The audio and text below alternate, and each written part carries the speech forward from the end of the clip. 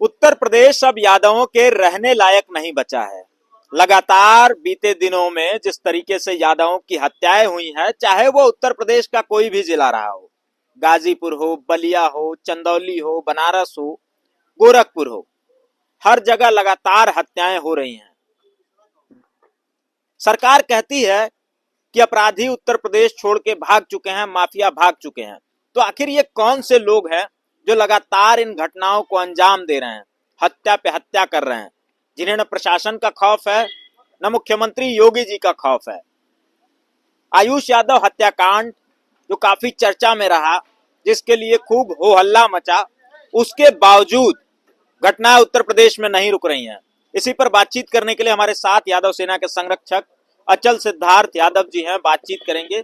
Sir, कैसे देखते हैं, क्या वाकई में उत्तर प्रदेश अब यादवों के रहने लायक नहीं बचा है? यादवों के ही नहीं, ये महिलाओं के रहने लायक नहीं बचा है। उत्तर प्रदेश में जिस तरह चल रहा है सिलसिलेवार, अगर जब से भाजपा सरकार सत्ता में आई है तब से आप लगातार देखते जाओ, यादवों की हत्याएं होती जा रही हैं। चाहे आपने पहले भी, इसके पहले भी देखा था, देवरिया में किया गया था, प्रेम यादव को परेशान किया गया था, उनको मारा गया था। फिर इधर आप चले आइए, मंगेश को साथ हुआ, ऐसा हुआ था, जबकि बहुत मामूली बच्चा था वो। फिर चले आइए आप बनारस में, 10 साल के बच्चे का क्या कसूर, उसको मार दिया गया।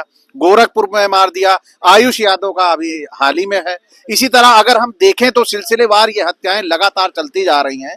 तो अब ये यादवों के साथ हो रहा है, इसके साथ अन्य जातियों का भी अगर हम सर्च करते हैं तो अन्य जातियों में भी इसी तरह की दशाएं देखने को मिलती हैं। यादव ही नहीं, सभी जाति के लोग पीड़ित प्रताड़ित हैं। वही बचे हुए हैं जो उनके गोद में बैठ के चमचागिरी कर रहे हैं। बाकी खतरा सबके ऊपर है, डर सबके ऊपर है, संकट सबके ऊपर है। जितने भी हमारे समाज के ये लोग हैं जो आज इस तरह मुहिम में खड़े हुए हैं, जुड़े हुए हैं कि नहीं, समाज में मानवता और समानता के और भाईचारे की बात होनी चाहिए। जो इस खेमे में खड़े हुए, ये सारे के सारे मारे जा रहे हैं, ये सारे के सारे पीड़ित हो, प्रताड़ित किए जा रहे हैं। और यहां तक कि मैं ये कह दूं कि आपने इस बेमनस्सता को देखा होगा कि मुख्यमंत्री ने भी एक बार, एक मामला हुआ था जहां पे एक लड़की के साथ पानी भर गया था, तो उस मामले में वो बोल बैठे थे कि यादव शामिल है उसमें, है ना, जबकि उसका कहीं दूर दूर तक उससे नाता नहीं था। तो ये इनके मन में, हृदय में ये भरा हुआ है, बेमनस्सता भरी हुई है। यादव सत्ता में ना आए, क्योंकि यादव जो है मानवता की बात करेगा, समानता की बात करेगा, भाईचारे की बात करेगा। ये इनको कबूल नहीं है। इनको कबूल है वही पुरानी वर्ग घिसी पिटी वर्ण व्यवस्था, इनके नीचे, इनके कदमों में सारे रहें। अच्छा, यादवों के साथ ये कब तक घटनाएं होती रहेंगी? यादव कब तक मारा जाता रहेगा? यादव अभी सत्ता की बात करना छोड़ दे, समानता की बात करना छोड़ दे, भाईचारा की बात करना छोड़ दे, यादव को कोई प्रताड़ित नहीं करेंगे। आप देख लीजिए, मध्य प्रदेश में मारा जा रहा है कोई यादव, सरेंडर होकर उनकी गोद में बैठे हुए, वहां कोई मारा जा रहा, नहीं मारा जा रहा। जहां सरेंडर होकर उनकी गोद में बैठे रहेंगे, वो भी इन्हीं की जय जय करते रहेंगे। अभी आप देख लीजिए, यहाँ यादवों को पीड़ित किया जा रहा है, मारा जा रहा है। मध्य प्रदेश में चले जाइए, वहां पे मोहन यादव के खिलाफ ही वो लोग हैं जो यहाँ पे हत्याएं करा रहे हैं, वही लोग वहां मोहन यादव के खिलाफ हैं। तो ये जन्मजात इनके अंदर वो गुण है जो यादवों के खिलाफ रहेगा। ये हमारी आज की लड़ाई नहीं है विवेक जी, ये लड़ाई हमारी सदियों की है। यादव हमेशा सत्ता में रहा है, सत्ता के करीब रहा है, और सत्ता बदलने में, सत्ता बनाने में इसकी भूमिका अहम रही है। क्योंकि अगर ये अहम भूमिका ना निभाता तो मारा जाता है ना। क्योंकि आप देख ही रहे हो, आज सत्ता में वो बैठे हुए हैं, वो लोग बैठे हुए हैं, आज वही लोग यादवों पर किस तरह का जुल्म ढा रहे हैं, आपसे छिपा नहीं है। आपने तो वहां की रिपोर्टिंग भी की है, आयुष के यहाँ की, तो आपने देखा है किस तरह का जुल्म यादवों पे हो रहा है। और ये जुल्म होता रहेगा, ये बंद नहीं हो सकता। ये बंद तभी होगा जब ये खुद सत्ता में पहुंचेंगे, जब सत्ता की चाबी अपने हाथ में लेंगे। 2017 में जब सरकार बनी थी बीजेपी के उत्तर प्रदेश में, तो एक तंत्र काफी प्रभावी हुआ करता था, बुलडोजर तंत्र। जब भी कोई गुनाह करता था, कोई अपराध करता था, कुछ भी वैसी घटनाएं करता था, तो उसके घर पे वो बुलडोजर खड़ा मिलता था, उसका घर गिरा देता था। हम लोग भी वो चीजें देखते थे तो हमें अच्छा लगता था। अच्छा इसलिए लगता था कि अगर कोई गुनहगार है, कोई कातिल है, कोई अपराधी है, तो उसके साथ ये सही हो रहा है, न्याय किया जा रहा है। लेकिन फिर हमने उस चीज को मतलब सिलसिलेवार जब घटनाएं हुई, हमने देखना शुरू किया तो पता चलता है कि वो बुलडोजर जाति देख करके चला करता था। बिल्कुल ये सत्य यानी है। कि सिंह थे तो उनके घर पे वो बुलडोजर चलता ही नहीं था। ऐसी घटना है, आयुष यादव की हत्या होती है, आयुष यादव ने मरते वक्त रॉबिन सिंह का नाम लिया, रॉबिन सिंह के घर पे वो बुलडोजर चला ही नहीं। घर पे गया, लेखपाल आए, लेखपाल ने कहा कि घर पूरा वैध है, नहीं चलेगा इस पे बुलडोजर। देखिए सबसे बड़ी बात तो ये है कि बुलडोजर का समर्थन चाहे जिसने किया हो, बुलडोजर पहली बात तो हमारे संविधान के अनुकूल नहीं है, गैर कानूनी है। एक मुख्यमंत्री की क्या हैसियत है कि वो बुलडोजर की बात करे, या किसी की भी ऐसी कोई हैसियत की बात नहीं है। ये कानून का मामला है। किसी भी डिमोलाइजेशन का मामला जब आता है तो वहां कानून इस देश में लागू है, संविधान लागू है, उसके अनुसार होना चाहिए। और इन्होंने जो बदले की भावना से बुलडोजर निकाला था, इस भावना से थोड़ी निकाला था कि नहीं हम अत्याचारियों, अपराधियों, दुराचारियों के लिए बुलडोजर निकाल रहे हैं। इन्होंने इसके लिए कभी नहीं निकाला था। इन्होंने निकाला था जो लोग अपनी आवाज उठा रहे हैं जुल्म के खिलाफ, कि जुल्म नहीं होना चाहिए और अपराध नहीं होना चाहिए, जो आगे आएंगे इनको चुप किया जाए, इनको कैसे खामोश किया जाए, इनको डरा दिया जाए कि ये घर से निकलकर जुल्म के खिलाफ आवाज ना उठाएं। लेकिन जो जुल्म के खिलाफ खड़ा हो गया है वो बुलडोजर से नहीं डरता। साहब घर गिराओगे क्या फर्क पड़ेगा, सड़क पे भी रह के जुल्म के खिलाफ आवाज हम उठाने वाले लोग हैं। बुलडोजर आज उनका सिकुड़ के अपने आप देख लो सामने हो गया है कि नहीं, सरेंडर हो गया है कि नहीं। आज चल रहा है बुलडोजर? नहीं चल रहा ना। आज जब बुलडोजर की असली जरूरत है, कोडीन का जो सबसे बड़ा माफिया है, कितनी बड़ी हवेली बनाया हुआ है, किसी रजवाड़े से लेके वो हवेली आया था।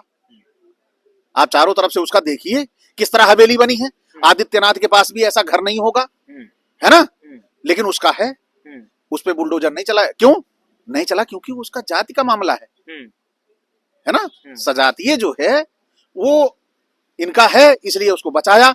और उसमें भी आप इतना पक्का समझ लीजिए कि अगड़ों को हमेशा न्याय मिलता रहेगा, पिछड़ों को न्याय मिलने की कोई उम्मीद नहीं है। और ना जब तक ये सत्ता की चाबी अपने हाथ में नहीं लेते, न्याय इनको नहीं मिलेगा। ये पत्थर की लकीर है। मुख्यमंत्री जी का स्वजाति है, करोड़ों की लूटपाट करता है, धोखाधड़ी करता है, भ्रष्टाचार करता है, उस पर मुख्यमंत्री जी एक शब्द नहीं बोलेंगे क्योंकि उनका जातीय प्रेम है। लेकिन अगर वही कोई पिछड़ा है, कोई दलित है, सड़क से एक ढेला उठा लेता है तो हो हल्ला मच जाता है, हंगामा हो जाता है। भाई अगर कोई पिछड़ा है ना, उसने चींटी भी नहीं मारी है तो वो अपराधी बना सकते हैं। ये आप समझ लीजिए, इतनी पावर होती है। आप देखिए कानून ऐसी चीज होती है कि आप जैसा चश्मा पहन के निकलेंगे वैसा कर सकते हैं। अभी आप किस पास आए और आपको दो पुलिस वाले पकड़ लें और लेके चले जाएं, है ना, आपके पास कोई ऐसा एक्सरे मशीन थोड़ी है कि आपके शरीर में क्या रखा है क्या नहीं। थाने पहुंचते ही वहां बनाते हैं आपके पास 100 ग्राम कोकीन बरामद हुई, बन गया ना केस। आप चींटी भी ना मारते हो, आप खुद कभी जिंदगी में तंबाकू का नाम भी ना सुने हो, लेकिन आपको वो बना सकते हैं, आपको पकड़ा सकते हैं। और ये लगातार देखने को भी आपको मिल रहा होगा। पुलिस दिखा रही है पकड़ के लोगों को, ये देखो उसके पैर में कहीं गोली मार रही है, कहीं उसके पास पैर में गोली मारी गई है। और आपने ये भी देखा होगा भी एक वीडियो वायरल हो रहा है, उसमें कुछ पुलिस वाले हैं गए थे तो गांव वालों ने पकड़ के उल्टा पीट लिया, उनके पास नकली जो अवैध हथियार है वो भी निकला, ये भी वायरल हो रहा है। तो ये सब चीजें जो सत्ता में बैठा है इसका वो दुरुपयोग कर रहे हैं। वो ओबीसी एससी को इतना डरा देना चाहते हैं कि ये ना सत्ता की बात करें, है ना ये अपने हक अधिकार की बात करें, ना ये अपने ऊपर जुल्म का प्रतिकार करें। उस लेवल तक लाके छोड़ना चाहते हैं और वही लाके इस समय छोड़ा हुआ है। क्योंकि हमारे समाज के जितने ओबीसी एससी एसटी के सरकारी कर्मचारी हैं ये सारे के सारे डरे सहमे हुए हैं। और इसके अलावा जितने भी हमारे जो समाज सेवी हैं, उन समाज सेवियों में जो अच्छा काम कर रहे थे उसमें से कुछ तो जेल जा चुके हैं और कुछ जमानत पे आए हुए हैं बाहर। इसी तरह का उनके ऊपर जुल्म लगातार चल रहा है। अच्छा, महिलाओं के सुरक्षा की महिला के सुरक्षा पे तमाम दावे सरकार करती है कि महिलाएं इतनी सुरक्षित हैं कि रात के 12 बजे भी गहने लाद के निकल जाएं तो वो सुरक्षित हैं। लेकिन भारतीय जनता पार्टी का ही विधायक किसी महिला के साथ बलात्कार करता है, दुष्कर्म करता है, उसके आरोप में वो जेल में रहता है, उसकी सजा निलंबित हो जाती है। जब वो जेल से बाहर जमानत पे आता है तो फूल मालाओं से लाद दिया जाता है, स्वागत किया जाता है, जय जयकार के नारे लगाए जाते हैं। अभी आपने कहा कि ये जो कह रहे हैं कि महिलाओं पे कोई अत्याचार नहीं हो रहा 9 बजे तक, तो इसको ये सीधा सीधा कहना है अपने मुंह मियां मिट्ठू बनना है ना। जिसको पता है कि समाज में अपराध नहीं हो रहा है, वो इसका मतलब है कि घर से बाहर नहीं निकल रहा, कमरे से बाहर नहीं निकल रहा, अपने उसी दरबार में जहां अंदर बना हुआ है अच्छा अच्छा वहीं पे कैद है, वो उस दशा पे है। जबकि महिलाओं के साथ जो अत्याचार हो रहा है, ऐसा अत्याचार एनसीआरबी का डाटा भी आप उठा लीजिए, देख लीजिए, दलितों के ऊपर अत्याचार, महिलाओं के ऊपर अत्याचार का इतिहास रचा जा रहा है। ऐसा अपराध महिलाओं के ऊपर आने वाले समय में भी नहीं होगा। ये आप आज ये वीडियो रख लीजिएगा, आगे चल के ये नजीर बनेगा। नहीं, आपने कहा एक बात कि जो घर से नहीं निकल रहा है उसके ऊपर अपराध नहीं हो रहा है, उसे नहीं पता है कि अपराध हो रहा है कि नहीं हो रहा है, लेकिन ये गलत बात है। मैं कहूंगा अभी कुछ महीने पहले नवरात्रि थी, नवरात्रि के महीने में मैंने एक खबर की थी, एक स्टोरी आंकड़ों के आधार पर, जिसमें तमाम ऐसी खबरें निकल करके आ रही थी कि जो मनचले किस्म के लोग थे वो महिलाओं के साथ घर में घुस करके जबरदस्ती बलात्कार करने की कोशिश करते थे। वो ये अपराध तो चारों तरफ हो रहा है, लेकिन ये हमारे मुख्यमंत्री को कहाँ दिख रहा है ना। उनकी दीवारें जो हैं बड़ी अच्छी अच्छी पुताई हुई है, अच्छी पेंटिंग हुई है, उनको उस दीवार के बाहर दिखता ही नहीं है ना। और उनके पास कुछ दैवीय चीजें हैं जिनको वो पी लेते हैं, तो उसके बाद और अपराध नहीं दिखाई देता। तो मैं उनके ऊपर ये, इसीलिए वो दूध के धुले बनते हैं कि हमारी सरकार एकदम नीट एंड क्लीन है, हमारे यहाँ कोई भी महिलाओं पे अत्याचार नहीं हो रहा, किसी के ऊपर अपराध नहीं हो रहा, जबकि जनता त्राही त्राही कर रही है अपराधों से। उन्हें लगता है कि सब मंगल है। अरे सब मंगल है भाई, जो दैवीय बूटी वो लेते हैं उस दैवीय बूटी से सब मंगल ही मंगल लगता है, नहीं तो उनको दिखाई न देता। आयुष मरा, इसके अलावा प्रतापगढ़ में भी मरा, और बनारस में मरा, वहां गोरखपुर में मरा, और अत्याचारों का एक सिलसिला चल रहा है, उनको कहीं दिखाई नहीं देता। कभी किसी अपराध के बारे में बोला उन्होंने? कभी किसी का मर्डर हुआ या सामूहिक बलात्कार हुआ उसके विषय में उन्होंने बोला? तब बोला होगा जब दूसरी साइड अपराधी उनको यादव दिखा होगा, तभी वो बोलते हैं, नहीं तो कोई अपराध उनको दिखता ही नहीं, ऐसी दैवीय बूटी लेते हैं। अच्छा, ऐसी स्थिति में अब यादव सेना के लोग क्या करेंगे, क्योंकि लगातार यादवों का दमन शोषण का चक्र जो है चलता जा रहा है, बढ़ता चला जा रहा है। देखिए, इससे पहले जब इन्होंने अत्याचार के अपने बढ़ाए हुए थे, उस समय यादव महापंचायत हुई थी, आपको पता होगा, शायद आप कवरेज भी किए हों। लेकिन अगर ऐसा ही चलता रहा तो नियर अबाउट आने वाले समय में हम यादव महापंचायत करेंगे, और अब की बार यादव महापंचायत की जगह हम इसे बड़ी पंचायत देंगे, जिसमें सभी जातियों के लोग शामिल होंगे और सभी पीड़ितों को बुलाया जाएगा। जितने भी पीड़ित हुए हैं पिछले 5 सालों में, सबको यहां बुलाया जाएगा, और आप सभी लोगों को बुलाकर उन सबकी जीवनियां दी जाएंगी कि देखिए, जिस मुख्यमंत्री को अंदर बैठ जाता है अपने किले में, जो अपराध नहीं दिखाई देता, ये देखो इतनी लंबी लाइन लगी हुई है अपराधों की, ये दिखाने का काम करेंगे बहुत जल्द। ये हमारे साथ यादव सेना के संरक्षक अचल सिद्धार्थ यादव जी से जिनसे बातचीत हो रही थी, इनका कहना है कि उत्तर प्रदेश में अपराध तो हो रहे हैं लेकिन सूबे के मुखिया को दिखाई नहीं देता है, और दिखाई भी कैसे दे अगर उसी जगह पे उन अपराधी जो है अगर स्वजातीय उनका है तो दिखाई नहीं देता है। अगर उस स्वजातीय की जगह अगर उसके नाम के पीछे उपनाम यदि यादव लगा होता तो हो हल्ला मच गया होता, उसका घर जमींदोज कर दिया गया होता। यह हकीकत भी है, कई मामलों में देखने को मिला है हम लोगों को। जौनपुर का एक चर्चित कांड जिसमें मंगेश यादव को लुटेरा दिखाया गया था, डकैत दिखाया गया था।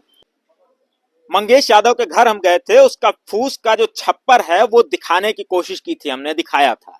अब ये बताइए, जो डकैत हो, डकैती किया हो, कई लाखों की डकैती किया हो, घर नहीं बनवा पाया अपना, सरकार आखिर करना क्या चाहती है?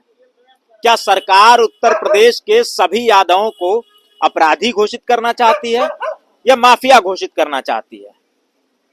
यह सवाल आप लोगों पे छोड़ता हूं कि क्या उत्तर प्रदेश अब यादवों के रहने लायक बचा है, या उत्तर प्रदेश में यादव होना अपराध है, गुनाह है? अगर आप यादव हैं तो आपके ऊपर कोई भी इल्जाम लगा करके बीच चौराहे पर गोली मार दी जाएगी।